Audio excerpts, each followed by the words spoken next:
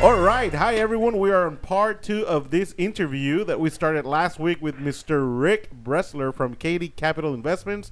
And we're going to dig a little bit more into the technicalities of lending money. And we want Rick to kind of like touch base on, risk and stuff like that, because there's people out there that have never done it. There's people that have their money always in like, the stock market, the regular venues where you can park your money. So let's talk, Rick, a little bit about risks and differences between, lending money in the private way versus, going on Wall Street and putting your money there and the risk of, stock market, for example, or mutual funds. Yeah, how would you compare, private lending in real estate to like investing in the stock market, I guess, or the traditional way of bonds and things of that nature? All right, so having been in corporate America, had my 401ks, I've seen them go up and I've seen them get killed, right? They mostly get killed. I don't know if anyone ever, I'll pitch a name, Tony Robbins, Yes. Yeah. Money Master of the Game, right? Absolutely. So there's a real good chapter in there about fees and how you just don't make money. Yeah, the people that make the money is the people collecting the fees. But what's really interesting, one of my biggest investor partners, who is the one that's got about $1 million with us, this person also has about $1 million in the market with this very exclusive financial advisor in New York.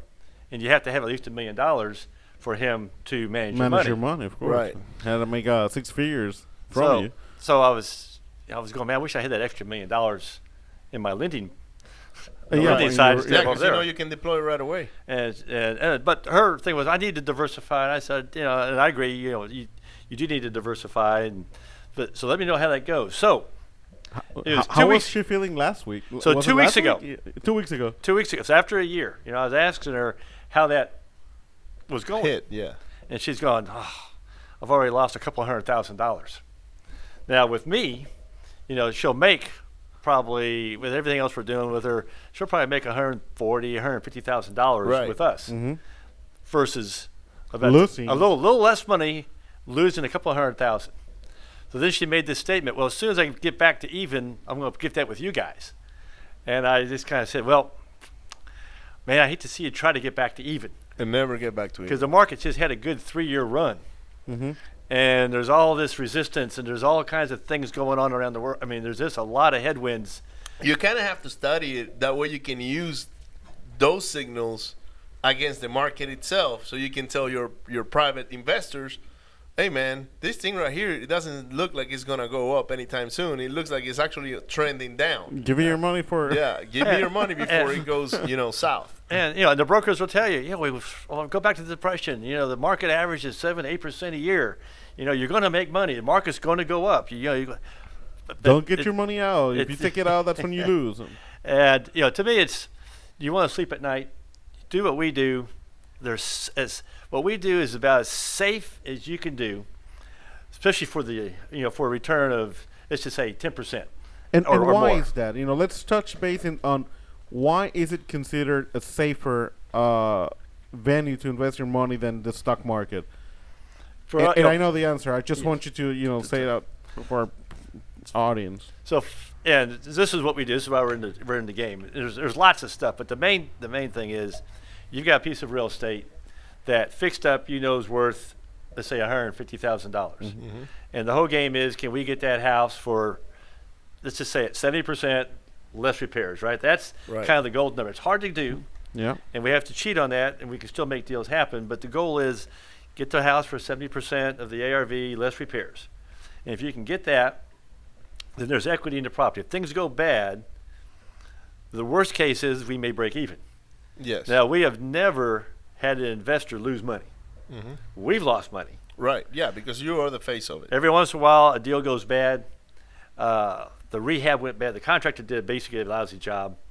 And you can't salvage the money that went into it. You got to start over again and do it.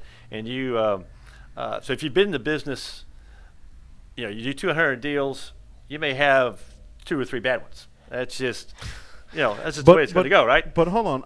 When you say the investor did not lose money, but you did. Well, remember, he's got a fund.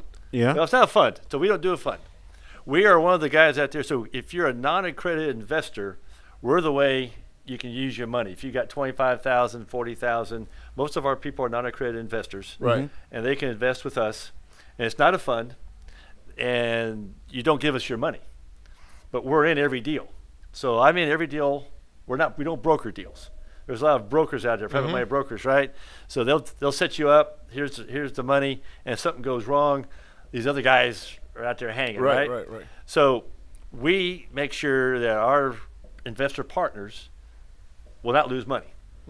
They'll at least, at the minimum, get their principal back, but almost one time they got their principal back only. Every other time they've got principal back plus interest. So where else do you get that? Right. So this is a difference that you present from all other private lenders that I've. We're different than most. Yeah, exactly, because you're guaranteeing pretty much that they're going to get at least their principal back. They're not going to lose their principal, and so there's risk there. I mean, we take personal risk, and one of my lawyer, real estate investor friends who was at our at our meetup last week. Okay. He calls himself a financial engineer. Right. And he's a financial wizard. He leverages leverage on top of leverage. Right. And minimizes risk. So he thinks we take on too much risk, and we might, but if you're making solid deals, the risk is still minimal. And if you're going to lose, maybe a little bit, right? So we don't do bad deals. We'll just say no. Okay, but in case, and you just mentioned there are deals that unfortunately go south, you foreclose on those properties, I guess, pay them their principal, so the investor is secured, and you take the hit, you personally take the hit to then go out and do whatever with that property, fix it with money from your own pocket, so then you can turn it around and then sell it, and you find the contractor, you do everything. Yeah, for example, so you don't put them in that position where their money's at risk. Right. So, for example, this recent one on the East End where we had to take this house back, it's probably worth $350,000. We had about a $240,000 loan. So we never actually foreclosed. We've always did mutual deed in lieu of foreclosures. Now we also get some grief about that. Well, yeah, foreclosure is better than a deed, but we've never had a problem doing a deed in lieu of foreclosure. It's just a handshake. It's better to do it that way, and it's cheaper too. And this one had a huge problem. The builder was never going to get this job done. Okay. He has $70,000 problem he couldn't solve, and fortunately Terry's amazing. So if you get a chance to deal with us, you deal with Terry. You don't deal with me. You deal with Miss Amazing, Terry Ramirez. She had a guy who came out there and solved the problem that this guy couldn't solve for a year for a third or fourth the price. And it had to do with the city and get the permits. Right. And it wasn't going to happen with this builder doing it. So actually it was a win-win for everybody, because unless we stepped in, the deal was never going to get done. So we came in, we got the legal work done, we finished the job, we paid the contractor off with our own money. Now we've got a couple of investors in the deal. They're not making interest right now, but when we sell the property, we're still going to be $40,000-$50,000 of profit. He'll get all of his interest and then some when this deal closes. I see. The other deal, we're probably going to take. So the two are going to end up balancing out. We're going to probably lose $40,000 on, right? And our investor has already made some interest on the deal. He'll get his principal back on that one. There's no problems. He's not going to lose any money. We take care of that. But he still made probably 7-8% on the deal overall. So that's what you get with us, is that we backstop it. We know how to go take care of problems. Right, because you've been on the flipper side as well, so you know how to take over the property. And I'm an engineer, so engineers are problem solvers anyway. Right. And especially with the projects I work on, these multi-billion-dollar projects in my in my history. Right. These projects are easy, but you just got to stay with it, right? You just got to work the problem. You got to push through them. And you got to have energy too, right? And so we've got the flipping experience. did a lot of the stuff myself in the old days. I did everything the hard way myself. Right. So there's very little I haven't actually done. Uh-huh. So we go in, we know what needs to be done, we get the right contractors. Because of all the loans we do, we've got a wide variety of contractors. I need a guy that can go put a sewer line in. I know who to call. I got to do tile. I got to do paint. I got to do roof. Got to do AC. We got our guys. You still have your old where is it? Rolodex. Yeah, if we need a guy out there tomorrow, we get a guy out there tomorrow. Because what we also do is take care of your contractors. Someone says how much, and I say okay, that's the price, and then I usually give a tip on top of it, right? I see all the time on Facebook, on all these investors groups that are out there, looking for contractor investor friendly. Well, investor friendly means cheap. Well, that's what you're gonna get. You're gonna get cheap. You get what you pay for. You take care of your contractors; they'll take care of you. If you're trying to beat them up on every little thing, it's just not going to be a good relationship. But on the other hand, our contractors they'll take advantage of people. Yes. So that's just where the experience factor comes in, right? And if they know and they know they can't pull one over on you, they're not even going to try.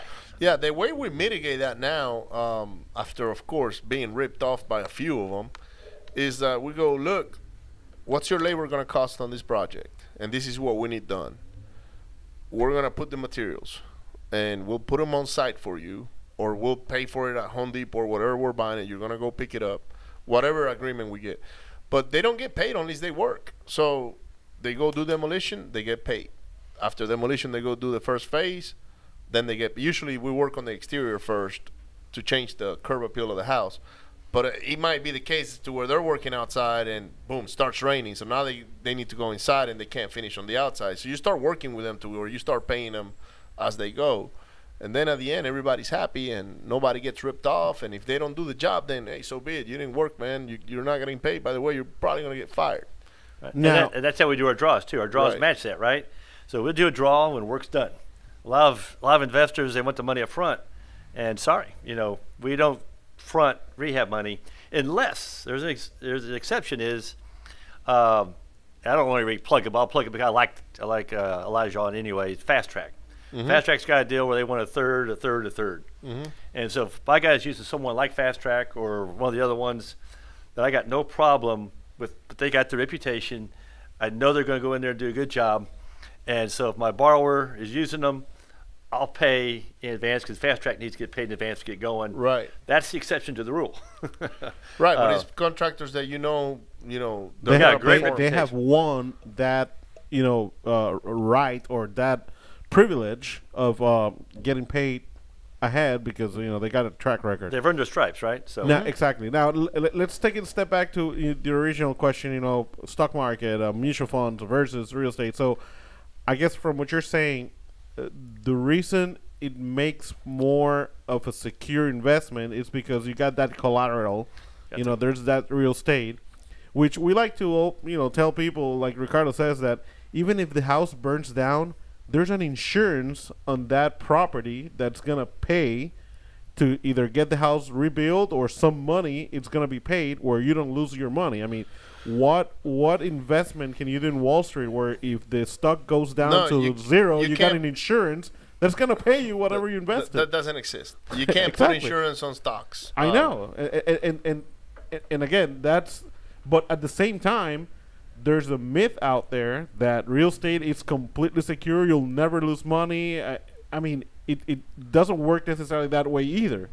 It's a lot more secure than many investment vehicles, but yeah, you still can lose money. Maybe not all of it, but you gotta watch out what you do.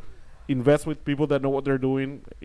Case in point, Rick with KD Capital Investments, because he has the experience. He has been doing this for over 30 years, and he just said it. They don't loan money on deals that are no deals. That they don't see the equity there. They don't see or the contractor that the buyer or the investor is using, they know for a fact that they're not good people, and that's how you avoid or you mitigate those risks the best you can. Right. So we'll do it just like a bank does.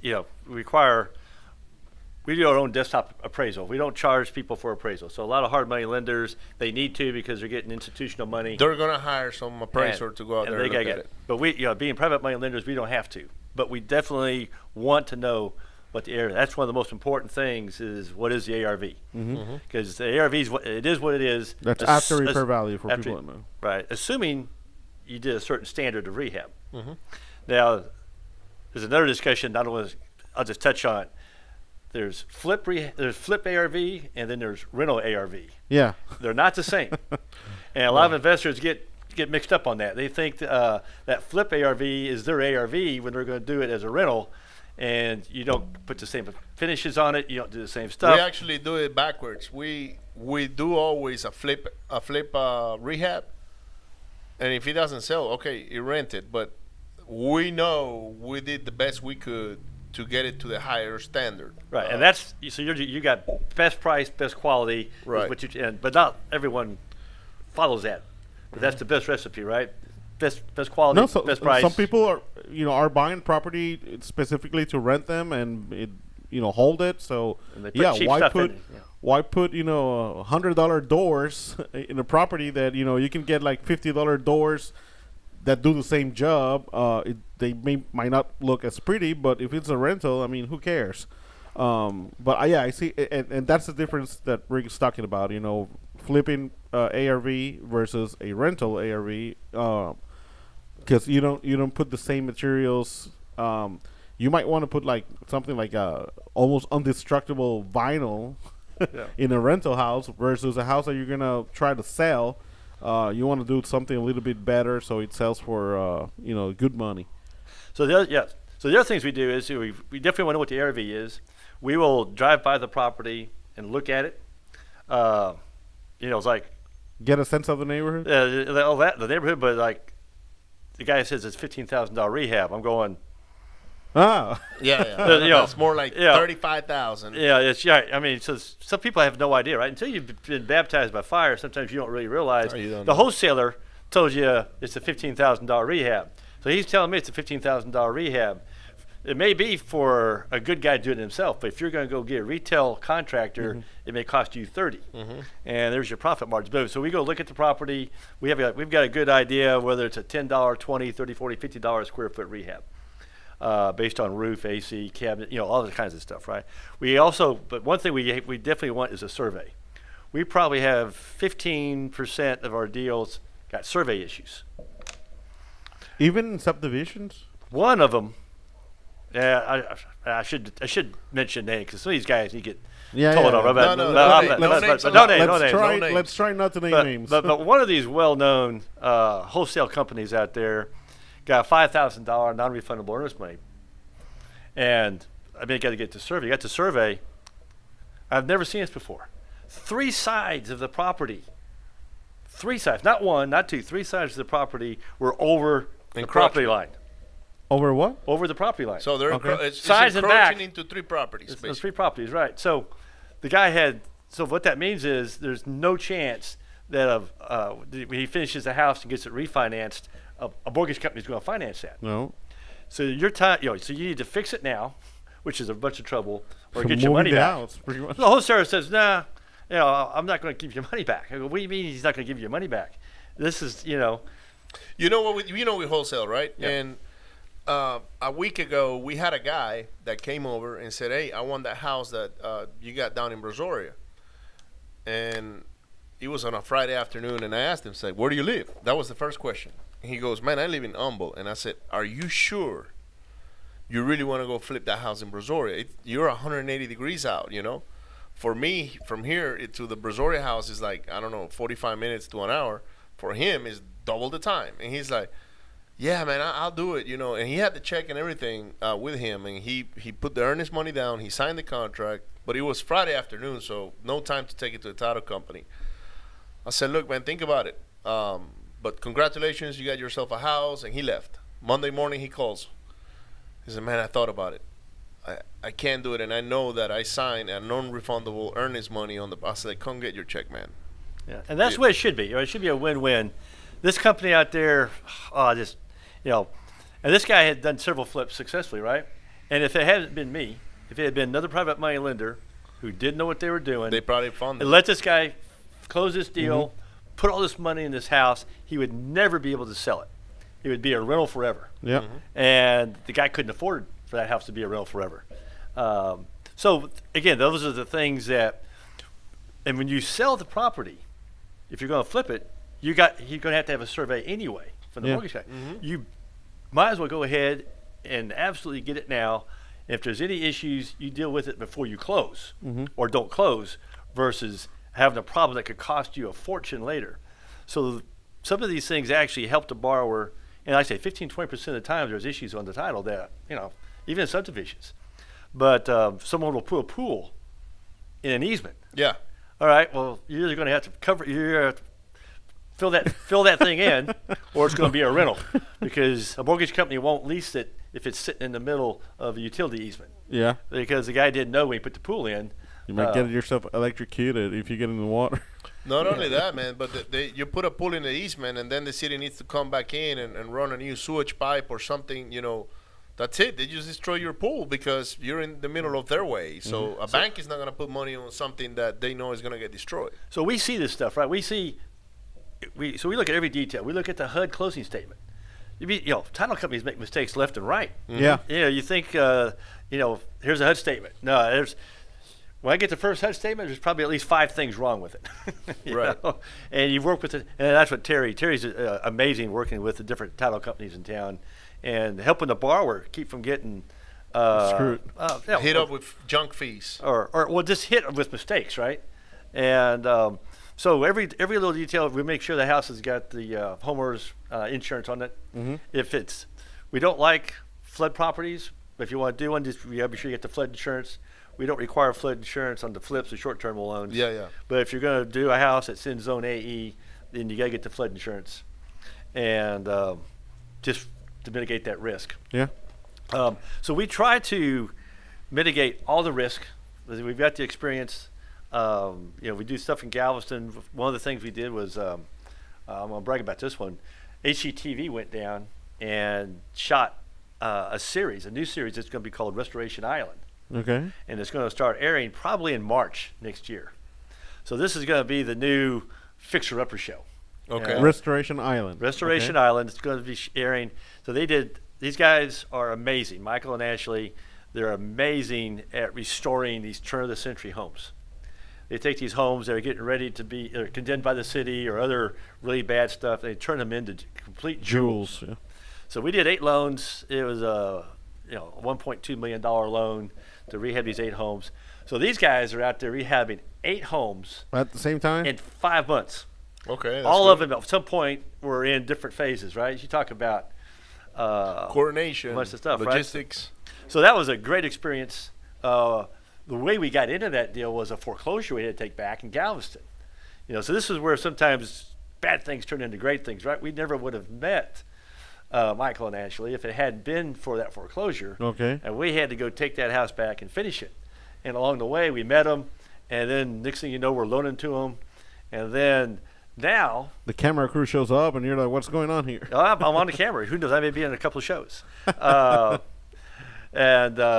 You'll make a good actor on one of those shows, man. And I got a picture of me taking a picture of the crew, right? Them filming me. Or walk behind the house with a sign that says Katy Capital Investments. Yeah. So, maybe just the little shirt, Katy Capital Investments. Funded we're this looking deal.